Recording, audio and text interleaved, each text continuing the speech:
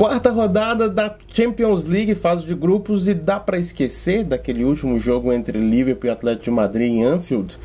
Acho que a gente precisa esquecer.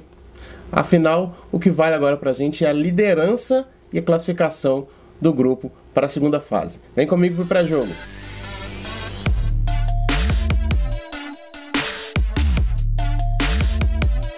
Fala pessoal, tudo bem com vocês? Aqui é o Nilo Santos, muito obrigado por você estar aqui mais uma vez nos Caminhantes. Espero que você esteja bem, esteja seguro, esteja tranquilo nesse feriadão aqui no nosso Brasil, né? Se você não está aqui no Brasil, esteja bem aí também onde você está.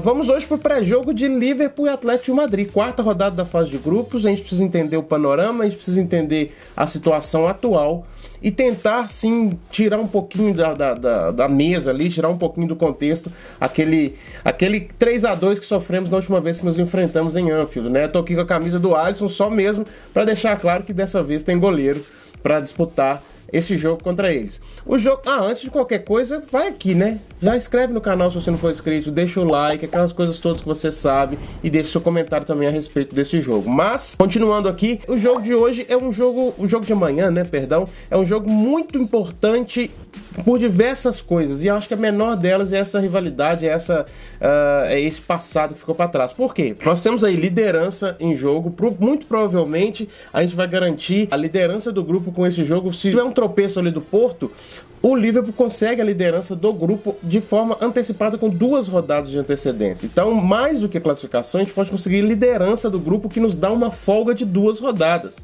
E aí a gente vem para o segundo ponto, porque é importantíssimo.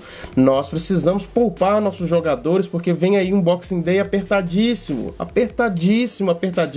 onde nós vamos ter mais de 7 jogos de Premier League, vai ter jogo de Copa contra o Leicester, da Carabao Cup. Então, uma coisa que a gente quer é uma tranquilidade, uma semana aí de trabalho. Se a gente puder ter a semana do jogo contra o Milan, que será em dezembro, de folga, ótimo. Se a gente já puder, no próprio novembro, dar uma tirada de pé contra o Porto, que vai ser também em casa, mas vai ser no meio da semana, ótimo também. Então, é um jogo que tem muito mais significado do que somente os 3 pontos. E como é que a gente pode analisar esse jogo aí? O Atlético de Madrid, ele vem numa necessidade de vitória, e não é nem de pontos, gente, é de vitória. O Atlético de Madrid, ele tem um empate contra o Porto, ele tem uma vitória contra o Milan e ele tem uma derrota contra o Liverpool. E qual é o problema de ter esse tipo de pontuação hoje? Ele vai enfrentar o Liverpool. Se ele sai com uma derrota e o Porto, por acaso, vence o Milan no outro jogo do grupo, o Porto vai a 7 pontos, e provavelmente na próxima rodada, Liverpool e Porto,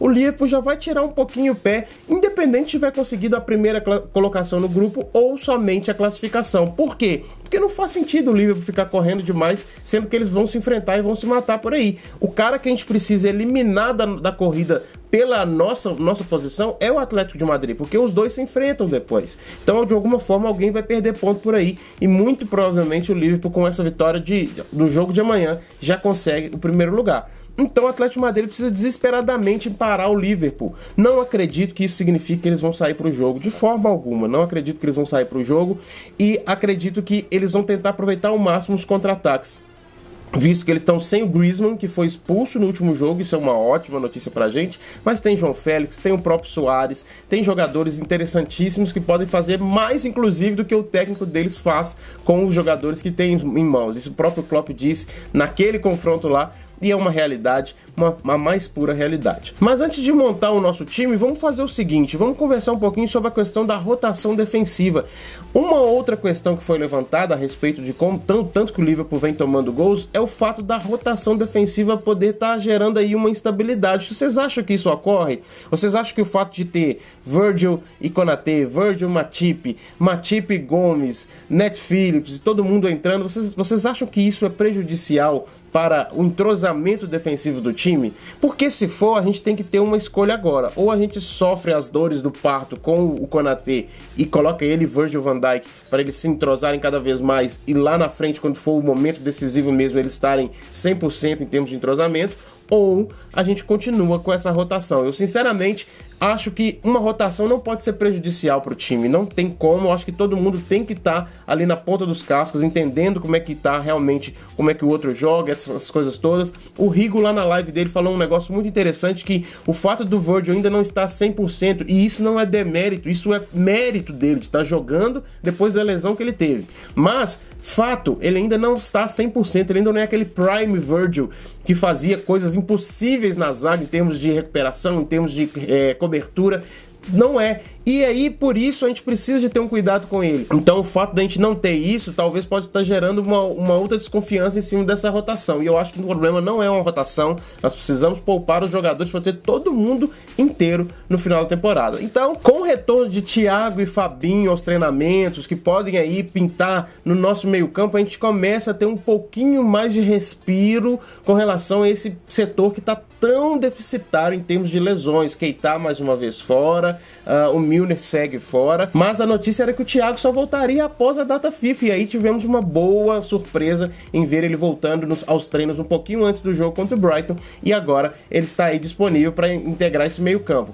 Eu acho que precisa dele nesse meio campo. Eu diria que o Fabinho é o mais necessário, tá? O Fabinho é o mais necessário nesse meio campo, mas olhando a tabela ali, nós temos um jogo importante contra o West Ham lá no domingo, e se você não sabe disso, vou colocar aqui nos cards para você o vídeo que a gente faz análise de toda a tabela desse mês. Então depois você dá uma corrida lá para você saber tudo que tem nesse mês, como que a gente pode se programar. Tem data FIFA, tem mais Champions e tudo mais. Mas eu colocaria o Fabinho como mais primordial. Então vamos montar aí o nosso jogo com o Fabinho e o Thiago estando disponíveis. Vamos ver como é que ficaria. Alisson, Trent, Matip, Virgil e Robertson. No meio, Fabinho, Henderson e Thiago Alcântara. Precisamos do Thiago Alcântara e do Fabinho para estar esse controle de jogo ali, esse controle do meio de campo, você passe que consegue cadenciar, principalmente com o Thiago, que foi uma coisa que faltou naquele 2-0 lá no Wanda Metropolitano, pegar a bola, cadenciar um pouquinho. E na frente temos ali Mané, Salah e Firmino, o nosso trio de ataque normal. Mas o Firmino jogou mal pra caramba contra o Brighton. Sim, jogou mal contra o Brighton. Não sei se foi mal pra caramba, mas jogou mal contra o Brighton. E ainda assim eu acho que ele merece esse momento aí, porque a gente teria Jones na reserva, Jota na reserva, o próprio Origi, Minamino, essa galera toda para tentar fazer alguma coisa durante aí o jogo, caso fosse necessário. Eu quero saber de você, o que você acha desse jogo. Coloca aqui embaixo, me fala aí se você acha que o Firmino deve jogar, se você acha que Fabinho e Thiago vêm pro jogo mesmo, se não vem, se o Klopp tá escondendo o jogo, se não tá, se tem que levar a revanche para dentro do jogo. O que você acha dessa situação toda? Coloca aqui embaixo. Espero você. Amanhã tem transmissão lá no nosso Discord, se você precisar. Se você não tiver acesso aí aos canais normais de transmissão, lá no nosso Discord vai passar com certeza. Espero você. E após o jogo tem live. Lembrando que o jogo é às 5, tá? Mudou o horário lá na Europa, então 5 horas o jogo, não às 4 como antes. Lá no nosso Discord, e logo após o jogo vai ter live aqui no canal. Tá certo? Um abraço final aqui. Você não caminha sozinho.